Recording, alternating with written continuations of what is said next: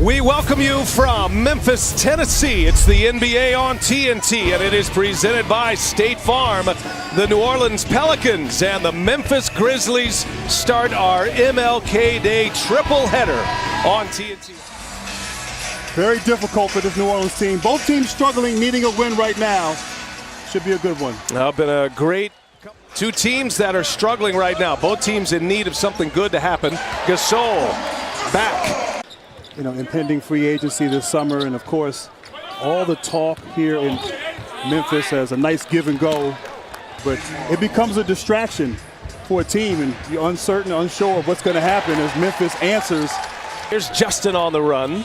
And you talked earlier how Memphis started 12-5. They had the best record in the Western Conference as Jaren Jackson to maintain his health if Memphis is going to fight their way back into it. Nice run. Issues are always a problem. It's 11 years in the NBA, so that's to be expected. But what a fantastic player, trying to help his team find his way. Yeah, two institutions as Gasol right on cue. Game has improved. His ability to shoot from three-point range. He's always been good inside, a great passer, but now a capable three-point shooter. Jahlil Okafor gets the start. Had good contributions. He's going to get a nice run here over the next couple of weeks with Davis down. A little turnaround hit for Mark. Drew Holiday becomes the primary scorer. He and Randall will try to carry the load. Randall with a steal, the left-hander on the way in and hammers it home, slowing the game down. They know their personnel. That's been one of the problems during this losing streak here, as Conley with a shot fake and hits it. And you know, a lot is yet to be seen, but the great ones get it done. And Anthony Davis, he has an opportunity this year. JaMychal Green off the bench, buries his first. Well, the Anthony Davis saga will certainly continue. Oh, nice little step through there by Holiday and Drew Holiday. In Memphis, who's never been, to definitely check it out. It's definitely worth your time. Well, you're a great ambassador, Grant. The things you do, things that are public and things that aren't. As Gasol, how about a little turnaround? Gasol. Can you go vegan living in New Orleans? That's a tough call, man. I mean, there's a lot of gumbo to pass up as Frazier. I was 39 in the league when that was going on.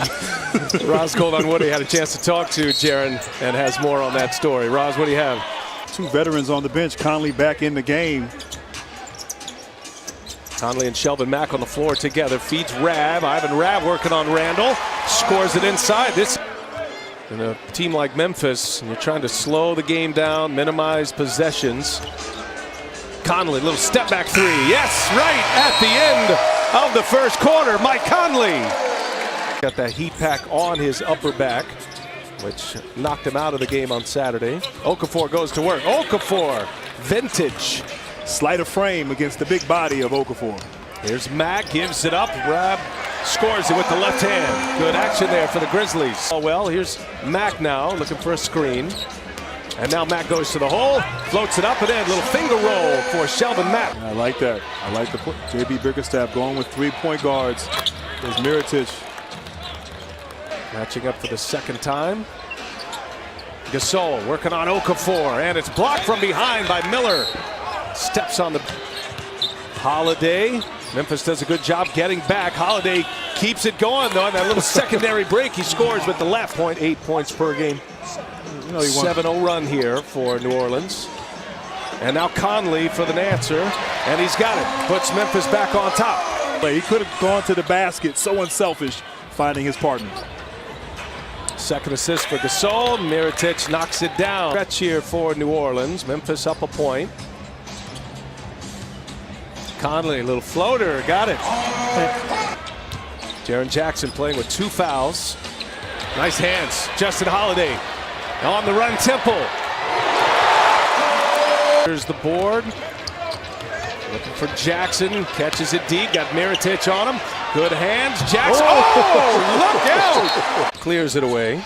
And Candace, you and I, as you said, had a chance to speak at a panel discussion on the intersection of race and sports and some of your thoughts. If you could share what we talked about yesterday and some of your thoughts on that.